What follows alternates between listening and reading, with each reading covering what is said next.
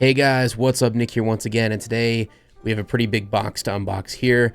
Inside this box, we have the Google 8 Pixel Pro, the Google Pixel Watch 2, and a nice little proprietary case for the Google Pixel 8 Pro. So without further ado, let's get into it.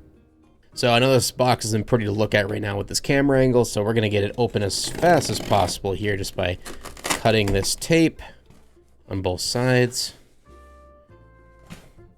All right, we're gonna pull everything out of the box here. I would do it on camera, but it just will not fit. So we got the Pixel 8 Pro case. We got the Pixel Watch 2. And I believe in here is the Pixel 8 Pro. And that is it for in the box. Let's slide this piece of paper off here. There she is. I've always loved Google's packaging. It's very minimalist. It's very Apple-like.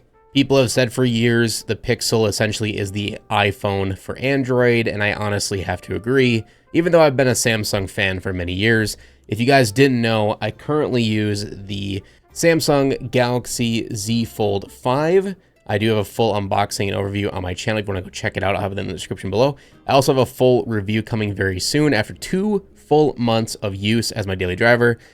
Newsflash or spoiler alert, I really do like this phone, but we'll get into that in the future in a future video, and we will be doing maybe a comparison. If you guys want to see a comparison with the Pixel 8 Pro and the Z Fold, let me know in the comment section below, and I will be sure to make that video. But for now, again, this is all Pixel. So I think I'm going to do a separate video for the Pixel Watch 2 unboxing. So be on the lookout for that, but we're going to put that to the side for right now. This did come for free with pre-ordering the Pixel 8 Pro, which is pretty awesome. It's cool to see Google is throwing out some Samsung-esque pre-order bonuses. So if you guys didn't know in the past, Samsungs with their pre-orders have always had amazing stuff that comes with it, like free Galaxy Buds or a free Galaxy Watch or a huge discount on a new Galaxy Watch, one of the above. And they also have some insane trade-in values. So for instance, I traded in an S23 Ultra towards the Z Flip and I got it 100% for free, basically. So pretty awesome. Hopefully Google will jump onto that trend as well for next year so that you can do some insane trade-ins with a Pixel 8 for the Pixel 9 or whatever they're going to call it. But for now, again, we're putting the Pixel Watch to the side. Today is all about the phone. Going around the box, nothing really too crazy. Again, literally Apple. I mean, this looks just like an Apple device. I'm not going to show you the bottom. That's the barcodes and stuff that you don't need to know about. So this is the 512 gigabyte model, 6.7 inch display, and is the bay color. I think that's what they call it, blue bay. I actually really love this color of blue. It's like a baby sky blue. So we don't need a knife here. So sadly, going to put you away for right now. We just got to tear these little tabs off very easily.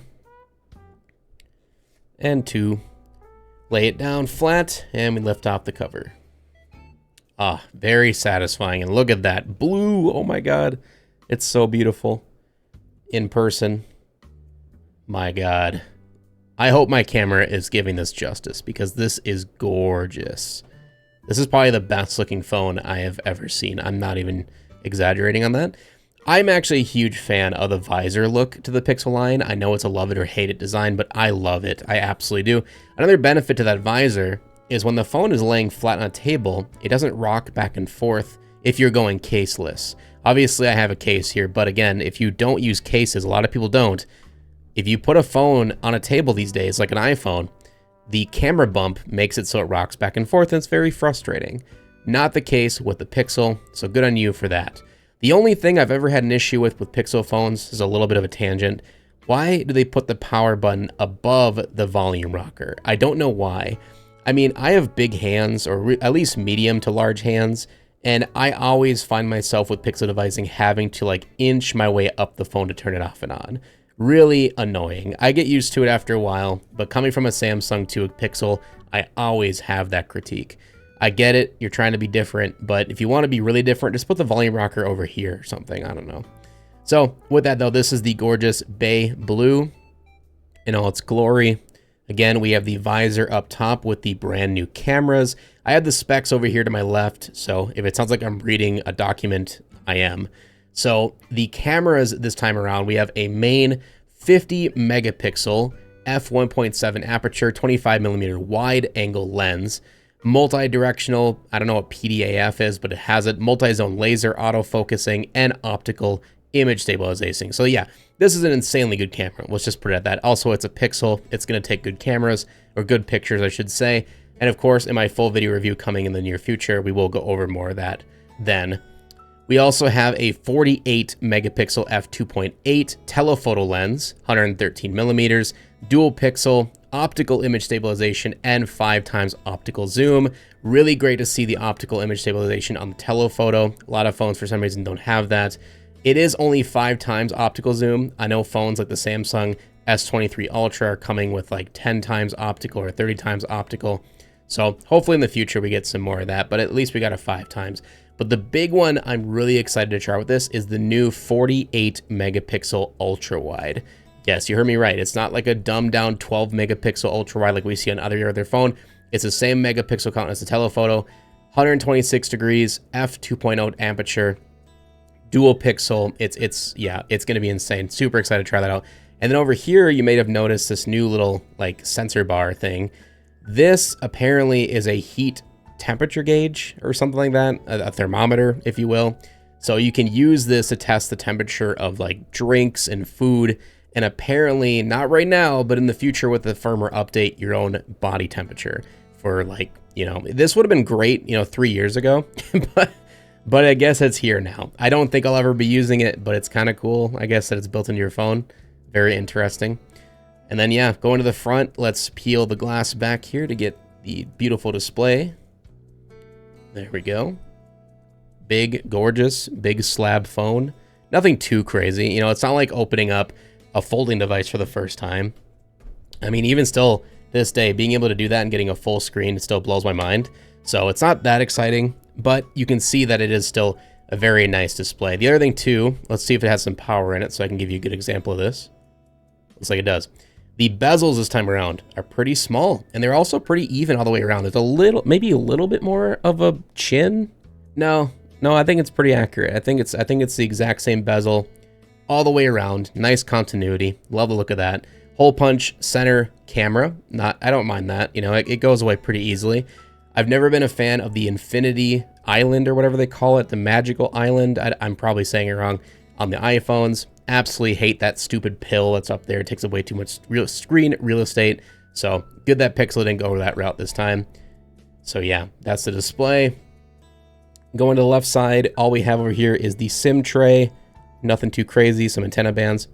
On the bottom, we have, it looks like 2 speakers, but I'm assuming one's a microphone, one's a speaker. USB-C charging port, as we're known to love. Again, we have the volume rocker, power. And on the top, nothing except for it looks like an antenna band and a microphone hole. So pretty plain Jane when it comes to the hardware this time around.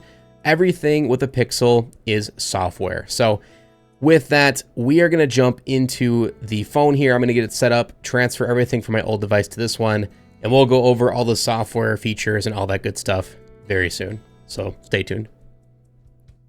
All right, and we are back.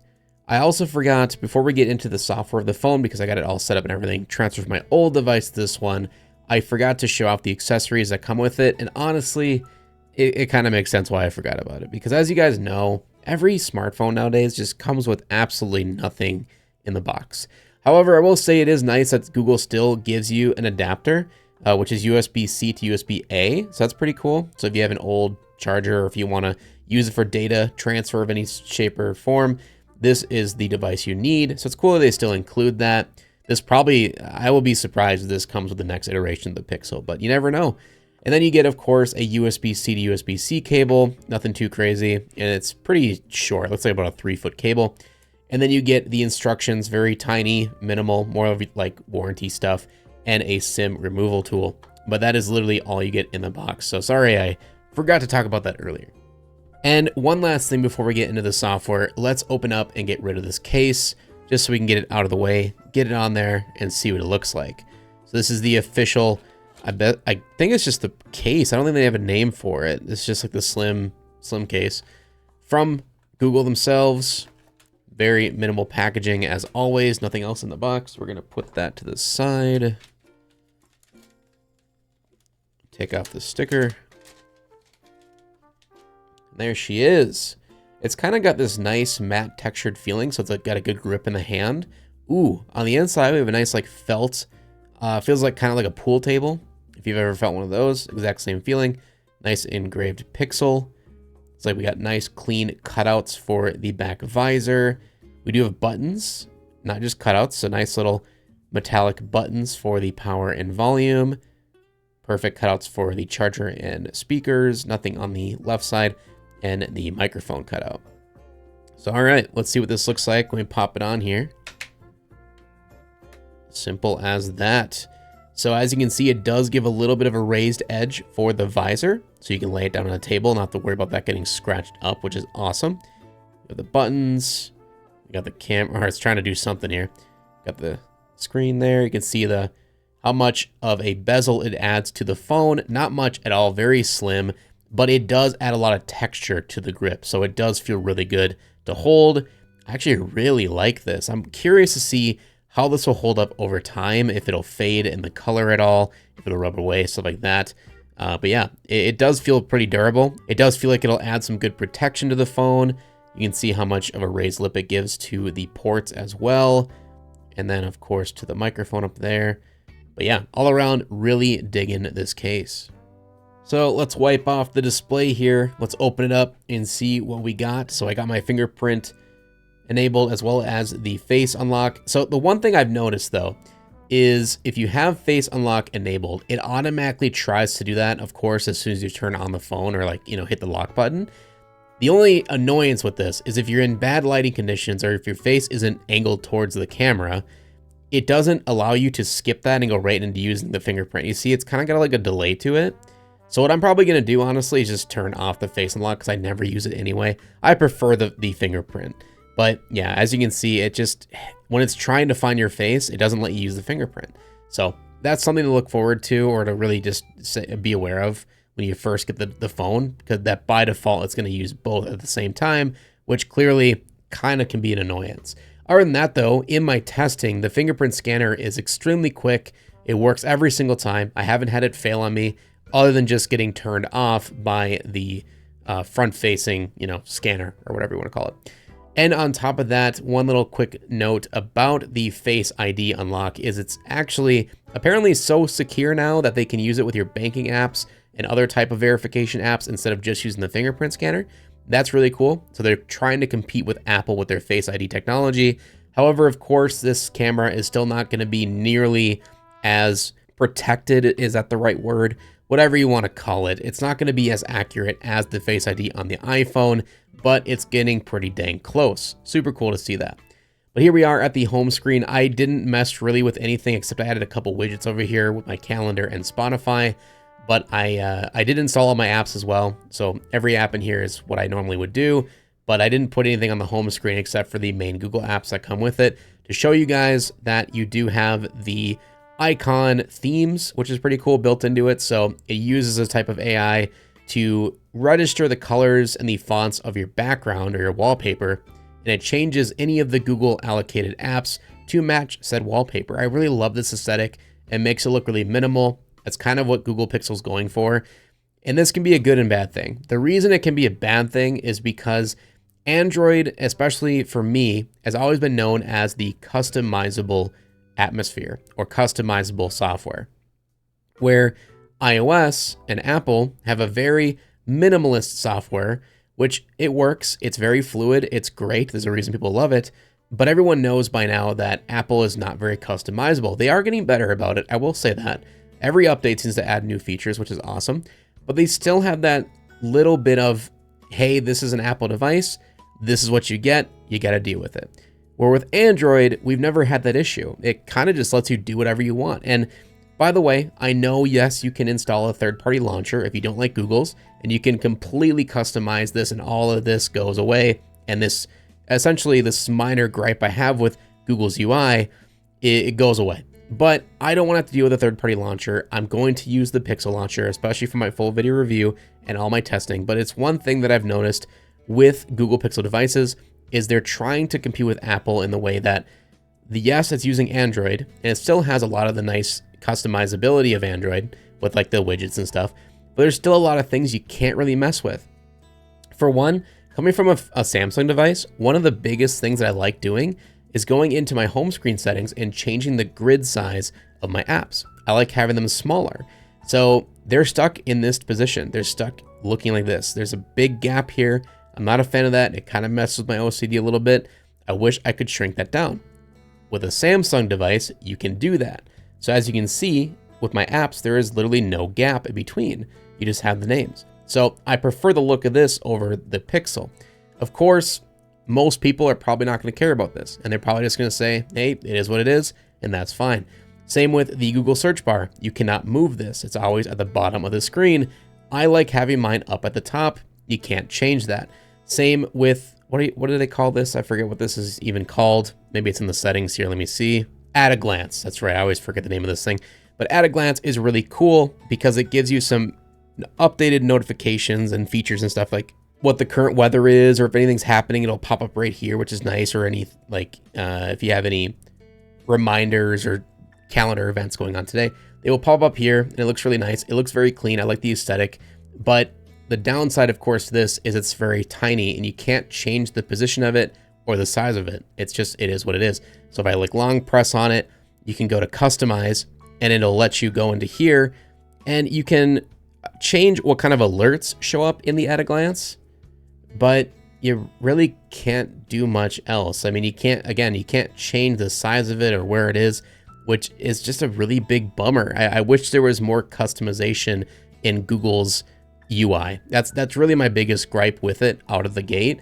But I will say, other than that, the good thing or the beauty of the simplicity is not only just the aesthetic, you can't get it on any other Android device, but just how fluid everything is. I mean, this phone does not hiccup whatsoever, and especially with that 120 hertz display. So if you haven't used the 120 hertz display, if you're used to like the regular iPhone, for instance, which by the way, the new iPhone 15 still doesn't have 120 hertz to 60 hertz display unless you go with the Pro model. Very stupid.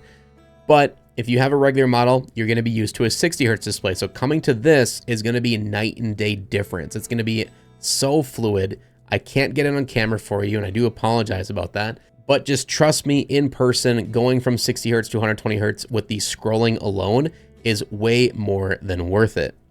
Especially going into apps like Twitter here, just scrolling through anything in your news feed or whatever is just a dream with a 120 hertz display. You can't beat it. If you guys know what I'm talking about, if you've used a 120 hertz display, you know how good this is, and it's almost impossible to go back to a 60 hertz after using this.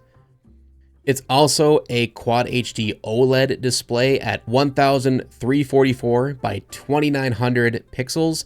It's a really weird aspect ratio, but just trust me, it's Quad HD, it's super gorgeous. Everything is very vivid, and with the OLED, you get the really dark darks and the really bright colors that make them just pop out at you. It's a very beautiful display, but honestly, every major phone out nowadays, like every premium device out there that's over $1,000, is going to have a gorgeous display, so I wasn't really surprised by that. But I do like the new bezels on the 8 Pro here. They just don't really stick out to me.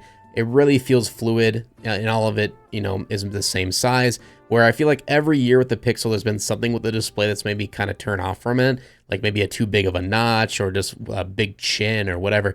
This is the first time where it really feels symmetrical. It really feels like they wanted this to be the end-all smartphone.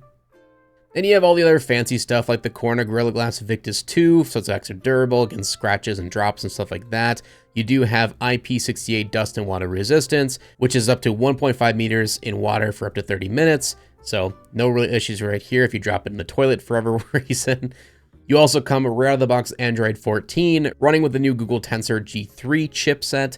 Now, there hasn't really been any testing out there at the moment of like performance versus Snapdragon when it comes to also battery life and stuff like that. So I'm really curious to see how it's going to hold up over time, and of course with its endurance. That will all come, of course, with the full video review in the near future. And this does have a 5050 milliamp hour battery, so it's pretty big, but it should be, you know, for a big phone like this.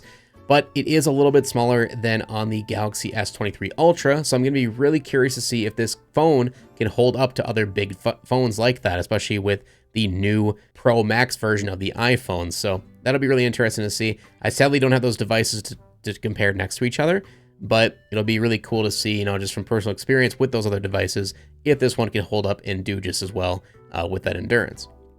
It can also handle up to 30 watts of wired charging, which is 50% battery life in 30 minutes, which is pretty damn good. Very good fast charging, where with other devices like the Z Flip here, I think this is only 25 watt charging. So it's a little bit faster with the Google Pixel, which is also really good to see. But all the other hubbub of the specifications and performance and all that stuff we'll get into in the full review. This is, again, just first impressions, just kind of first look at the phone and checking out the software. I mean, even going into stuff like the notification shade here, this is so fluid and I love the look of it. It's very minimal, but again, it's not very customizable. This is straight up like, if you don't like the look of it, yeah, you're kind of stuck with it unless you completely update and add a new launcher, which you can do. It's Android. You can do what you want. You don't have to jailbreak it like you do with an iPhone. So all around, you're still going to have more customizable options than an iPhone, of course, a lot easier. But if you're just an average Joe, you don't want to mess with an extra launcher and all that stuff, out of the box, this is going to be the least customizable option for you on the Android market. However, it's probably going to be the most fluid. It's probably going to be your favorite, and it's probably going to look the best, at least in my opinion. It just sucks you can't customize it as much as you want right out of the box. I haven't messed with the cameras or anything yet. If we wanted to check out the camera app really quick, let's get the rotate out of here. So they do have a new camera app. It looks really like the iPhone. Again, like Google is really trying to bank on that market, trying to bring people over from iOS to Android. I gotta commend them for it. But I like that you have a simple little option from camera to video. So you get all the video options here right on the bottom. Same with the photo version. So we have photo, portrait, long exposure mode, action pan, which is really nice for if you're taking pictures of sports and stuff, night shot, and panorama, all ready to go. It seems pretty fluid as well with the transitions. Of course, you have transitions from your different lenses, going to the telephoto, to the wide angle, to your main shooter. Very fluid, very easy.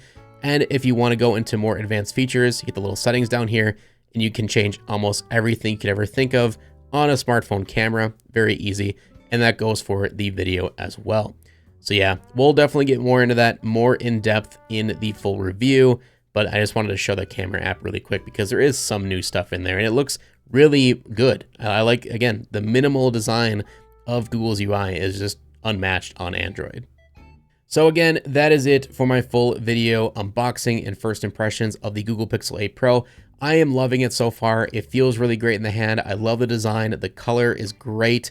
The fluidity of the software is unmatched. I'm really excited to get into all the Google's new AI components with this thing, to test out the new Tensor 3 chip, the cameras, the display, the whole 9 yards will be in my full video review. So make sure to check that out in the description below once that goes live, and to subscribe so you don't miss it when it does go live. On top of that, we do of course have a new unboxing for the Pixel Watch 2 coming very soon, which will also be on the channel, so subscribe so you don't miss it. So with that, leave a like, share, support as always. Hope you guys enjoyed the video, and we'll see you in the next one. Peace out.